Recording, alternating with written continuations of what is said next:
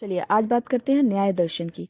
न्याय दर्शन को गौतम ऋषि ने इंट्रोड्यूस किया था। और ये वो गौतम ऋषि नहीं है जिन्होंने बुद्ध का दर्शन दिया था। ये अलग गौतम ऋषि हैं जिन्होंने इस वाले जो न्याय दर्शन है इसको अष्टपद भी कहते हैं। अष्टपद है ना। इन्होंने क्या कहा था कि तर्कों के आधार पर जो सही थिंकिंग है उसको चुनिए। उन्होंने कहा था खोज के रास्ते देखो, है ना। खोज के रास्ते देखोगे, प्रमाण ढूंढोगे, तभी तुम सत्य पर पहुंच पाओगे। तो सत्य को खोजने के लिए उन्होंने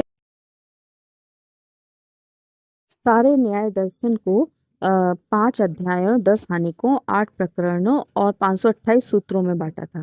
अब एक सूत्र में जो थे वो 16 पदार्थ के जरिए मोक्ष का रास्ता उन्होंने बताया था।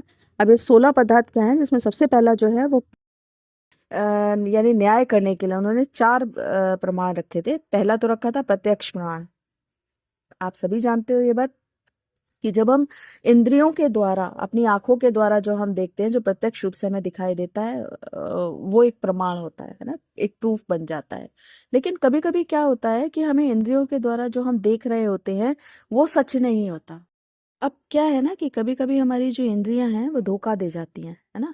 जरूरी नहीं कि हम जो देख रहे हैं वो सच हो। कई बार ऐसा होता है, और खासकर जब सोशल मीडिया हो या मीडिया का प्रयोग करके या एआई का यूज करके हम जो देख रहे होते हैं वो सच नहीं होता कभी कभी, है ना। तो अकेला प्रत्यक्ष जो है वो काफी नहीं है न्याय की खोज के लिए, सच की खोज के लिए। तो उन्होंने दूसरा चीज क्या दी, उन्होंने बोला बुद्धि का प्रयोग करिए। बुद्धि का प्रयोग करिए मतलब कि अनुमान लगाइए। जैसे हमने एक अनुमान लगाया कि भाई कि आप जैसे आपने देखा कि कहीं पे आग लगी है ना।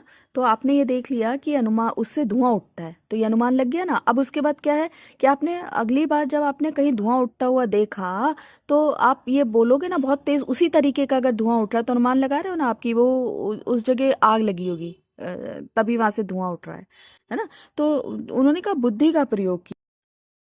अच्छा, अब क्या था कि जो बुद्धि के प्रयोग के बाद उन्होंने कहा, एक प्रमाण और दिया। उन्होंने बोला कि उपमा, उपमा से भी आप जो है वो सत्य की खोज कर सकते हैं।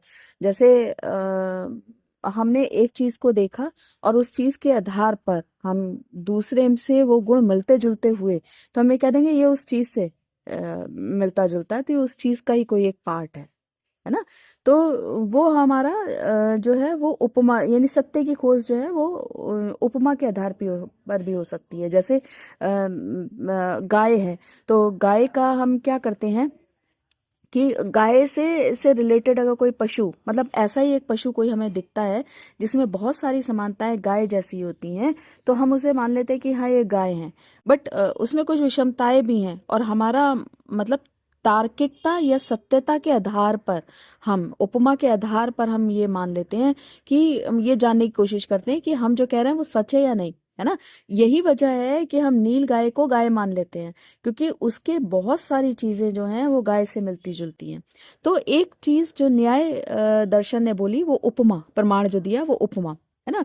चौथा प्रमाण उन्होंने दिया शब्द। शब्द भी प्रमाण कभी कभी हमारे बन जाते हैं। जैसे किसी कोई कोई चीजें ऐसी होती हैं जिनमें हम प्रत्यक्ष रूप से नहीं जा सकते।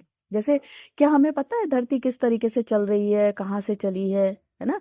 तो लेकिन धरती सूर्य के चारों तरफ चक्कर चला लगा रही है। हम कैसे कर रहे हैं, जो बड़े बड़े दार्शनिकों ने, बड़े बड़े जो साइंटिस्ट हैं, बड़े बड़े जो खगोल शास्त्री हैं, उन्होंने हमें ये बात बताई। या उनको उन्होंने प्रमाण के, उन्होंने खाली बोला नहीं है, प्रमाण के साथ उन्होंने ये सिद्ध किया है ना, कि पृथ्वी जो है वो सूर्य के चारों तरफ चक्कर लगा रही है। तो जब ऐसे लोग जो कि सत्य को देखें और सत्य को जाने, सत्य का दर्शन कर चुके हों, तो उनके शब्दों को भी प्रमाण बनाकर हम न्याय कर सकते हैं या सत्य की खोज कर सकते हैं। अब न्याय दर्शन को अगर हम डीप में जाएंगे तो कुछ पॉइंट्स हैं जो आपको याद रखने पड़ेंगे।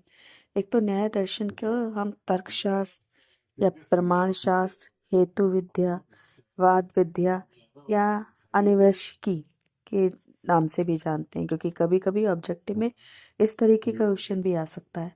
तो ये ध्यान रखिएगा कि न्याय दर्शन को, और एक अब प्रैक्टिकली जो है वो हमने, अगर कोई मोटा मोटा हमसे पूछे न्याय दर्शन, उसके बारे में तो बात कर ली। अब विस्तार से, आई मीन 10-15 मिनट के विस्तार से इसको एक बार और देख लेते हैं, इसको विस्तार से देखते हैं। तो न्याय के पथ पर चलने वाला व्यक्ति जो है वो अगर न्याय फिलॉसफी को एक्सेप्ट करता है तो वो उस वाली फिलॉसफी, वो फिलॉसफी जो है वो 5 अध्यायों, 10 हनिकों, 84 प्रकरणों और 528 सूत्रों में बांटी गई है। एक सूत्र में 16 पदार्थ होते हैं जिसमें कि मोक्ष का रास्ता तैयार, जिससे कि मोक्ष का रास्ता यानी मोक्ष की प्राप्ति हो सकती है। अब वो सूत्र जो है वो जो 16 पदार्थ हैं उनके बारे में वन बाय वन डिस्कस कर लीजिए। प्रमाण है, प्रमाण 4 हैं, इसके बारे में आ सकता है। प्रत्यक्ष प्रमाण है, अनुमान प्रमाण है, उपमा प्रमाण है, शब्द प्रमाण है। मैं इसका डिस्कशन अभी कर चुकी हूँ, इसको डिटेल में समझा चुकी हूँ। फिर प्रमेय है, यानी प्रमाण के द्वारा जिन तत्वों का पता चलता है वो उन्हें प्रमेय कहते हैं। प्रमेय हमारे 12 होते हैं। फिर संशय है, संशय जब दो चीजों में भेद ना कर पाए तो संशय की स्थिति ली जाती है, और तब अनुमान के हिसाब। अब इसके बाद संशय के बाद आता है प्रयोजन। प्रयोजन मतलब उद्देश्य। तो जैसे हर व्यक्ति का उद्देश्य होता है या हर सब्जेक्ट का कोई उद्देश्य, कोई ना कोई उद्देश्य होता है, ऐसे ही प्रयोजन का भी, आई मीन नीति शास्त्र का भी कोई प्रयोजन होता है। तो इसके दो प्रयोजन है, एक अभ्युदय और एक निश्रेयस। अभ्युदय कहते हैं जो भौतिक जगत है या भौतिक पदार्थ है उसमें प्रगति करना, है ना, उसमें लेकिन सच के साथ साथ, न्याय के साथ साथ प्रगति करना। और निश्रेयस कहते हैं मोक्ष की प्राप्ति की तैयारी करना, मोक्ष की प्राप्ति करना, यानी आत्मा का साक्षात्कार करना। इसके बाद आता है दृष्टांत। दृष्टांत कहते हैं उदाहरण के द्वारा अपनी बात को समझाना। सिद्धांत होता है जब हम कोई प्रमाण के आधार पर किसी बात को सिद्ध करते हैं या किसी कथन को एक्सेप्ट करते हैं, किसी स्टेटमेंट को एक्सेप्ट करते हैं, तो वो प्रिंसिपल बन जाता है, वो सिद्धांत बन जाता है। अब नंबर 7 पर आता है अवयव। अवयव मतलब अनुमान, प्रमाण। प्रमाण जो हुए थे इसमें नंबर 2 अनुमान जो बताया था, यानी जब हम अनुमान से लगा लेते हैं, जैसे कहीं आग लगती हुई हमने देखी तो आग के बाद धुआं उठता है, तो अगर कहीं पे हमने धुआं उठता हुआ देखा तो हमें ये लगता है, अनुमान लगाते हैं हम कि यहाँ पे आग लगी होगी, है ना, इसीलिए धुआं उठ रहा है। तो वो अनुमान प्रमाण के आधार पर जिन वाक्यों का प्रयोग होता है उसे अवयव कहते हैं। अब अवयव 2 तरीके के होते हैं, स्वार्थ और प्रार्थ। प्रार्थ अनुमान में जो 5 अवयव सिद्धांत है, ये 5 अवयव सिद्धांत बहुत ज़रूरी हैं, बहुत इम्पॉर्टेंट है। और जो ये 5 अवयव सिद्धांत हैं, इनकी व्याख्या इस तरीके से है। पहला है प्रतिज्ञा, हेतु, दूसरा है हेतु, तीसरा है उदाहरण, चौथा है उपनयन और पांचवा है निगमन। अब पहला है इसमें प्रतिज्ञा, है ना। तो प्रतिज्ञा मतलब कि जो हम यानी शब्द जो हैं वो हमारे प्रमाण बन जाते हैं किसी ऑथराइज पर्सन के द्वारा या ऑथराइज बुक्स के द्वारा, जैसे वेद है, शब्द प्रमाण है ना। तो यहाँ पे जो हम यानी शब्द प्रमाण के जरिए जो हम अपनी बात को सिद्ध करते हैं वो प्रतिज्ञा कहलाती है। दूसरा है अर्थ। अर्थ मतलब जो लिखा हुआ है उसके आधार पर ये पता लगाते हैं कि जो न्याय, जो चीज़ है वो सत्य है ना, अनुमान लगाते हैं जो। तीसरा है उदाहरण। उदाहरण कहते हैं कि जब हम देखो अर्थ में क्या होता है कि हम ये कहते हैं कि अगर धुआं है तो यानी आग है तो वहाँ पे धुआं हो रहा होगा, है ना। लेकिन उसमें जो उदाहरण है, इसमें हम उदाहरण देते हैं, जैसे किचन में अगर धुआं हो रहा है तो जरूर आग लगी होगी, है ना, आग जलाई गई होगी, आग होगी वहाँ। तो यह आग है तो वहाँ पे धुआं होगा। अब यही चीज जो है वो जहाँ पे धुआं है वहां पे आग होगा। अब उपनयन में यही चीज जो है वो सिद्धांत बन जाएगी कि जहाँ पे धुआं है वहां पे आग जरूर होगी, है ना, वहां पे आग होगी। अब निगमन में क्या है, निगमन में हम क्या करते हैं कि जो हमारा शब्द प्रमाण के द्वारा या अनुमान के द्वारा जो हमने कही बात, उसको वो सत्यापित हो जाती है कि हाँ, अगर कोई पहाड़ है या कुछ या कहीं पे आग लगी है तो वहां पे अवश्य ही धुआं होगा। अब नंबर 8 है तर्क। जब अपने पक्ष का समर्थन करने के लिए हम जिन वाक्यों का प्रयोग करते हैं तो उन्हें हम तर्क कहते हैं। अब इसके बाद आता है नंबर 9 पे निर्णय। निर्णय होता है कि जब हम देखो, निर्णय का क्या है कि जो हमारा तत्व ज्ञान है वो हमारा सारे प्रमाणों का फल होता है, लेकिन हम मानव के जरिए ही इस तत्व ज्ञान तक पहुंच सकते हैं। यानी तत्व ज्ञान मतलब जो जो हम निर्णय लेने वाले होते हैं।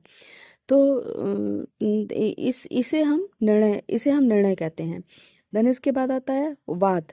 वाद में होता है कि दो या दो से अधिक व्यक्तियों के बीच में इंटरेक्शन होता है किसी सब्जेक्ट्स को समझने के लिए। बस यही इतनी सी बात ध्यान रखनी है, क्योंकि ये न्याय दर्शन है तो हम ये गलत तर्क नहीं दे सकते इसमें।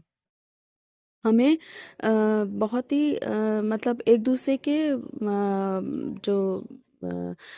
जो वार्ता होती है, जो बात होती है, एक दूसरे से को जो नॉलेज दी जाती है उसका सम्मान करना होता है। वाद जैसे गुरु शिष्य के बीच में वाद होता है। अब इसके बाद आता है जल्प। जल्प में क्या होता है कि जो अपने ही जो तर्क होते हैं उसके आधार पर अपने विचारों को सिद्ध किया जाता है। अब अपने विचारों को सिद्ध करने के लिए साम दाम अर्थ व्यंज यानी कुतर्क का भी हम सहारा ले सकते हैं। तो लेकिन अपनी बात सही करनी होती है। तो इस तरीके से न्याय शास्त्र में अगर हम अपनी बात को सिद्ध करने के लिए कुतर्कों का भी सहारा ले रहे हैं तो वो जल्प के अंतर्गत आता है। इसके बाद 12वां आता है विलंडा। विलंडा क्या होता है कि जब अपने पास कहने को कुछ नहीं होता लेकिन हमें दूसरों की बात को काटना, उस पर कुतर्क देना, उसको उसकी हर बात में अड़ंगा लगाना हमारा उद्देश्य हो तो वो विलंडा कहलाता है। इसके बाद है हेतुआभास। हेतुआभास होता है कि जब हम दोषपूर्ण हेतु किसी की बात को काट रहे हो या किसी की बात को रख रहे हो तो वो हमारा या उसका यूज कर रहे हो तो हमारा हेत्वाभास कहलाता है। उसके बाद 15वां है छल।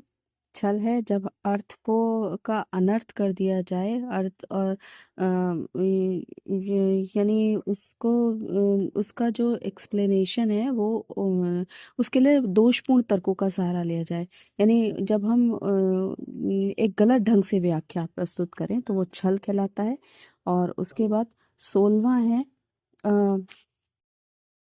इसके बाद 14वां है छल। छल माने छल का है कि जब अर्थ का अनर्थ कर दिया जाए। अर्थ मतलब उसका अर्थ अर्थ को सही अर्थ को अनर्थ में परिवर्तित करने की कोशिश की जाए और हम अपना उद्देश्य केवल यही बना लें तो वो छल कहलाता है। इसके बाद 15वां आता है जाति। जब हम किसी प्रश्न का मिथ्या उत्तर गलत इंटरप्रिटेशन करते हैं तो वो जाति कहलाती है। न्याय दर्शन में 24 जाति बताई गई है, 24 जातियां बताई गई हैं। इसके बाद लास्ट है निग्रह स्थान।